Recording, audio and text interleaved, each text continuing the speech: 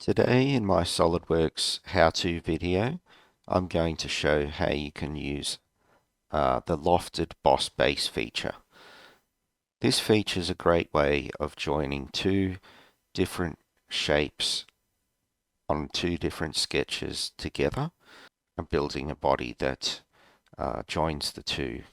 In this particular model, I have two sketches, one at the bottom which is on the top plane, and then a second sketch which is a circle on plane 1, which is a offset plane.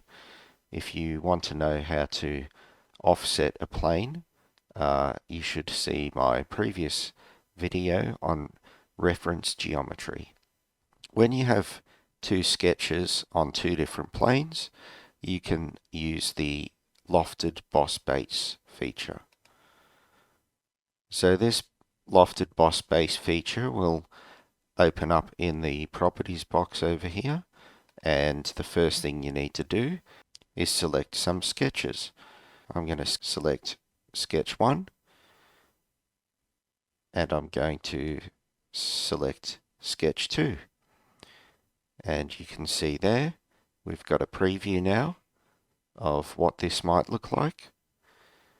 If you wanted to, you could use guide curves to actually change the way that this works.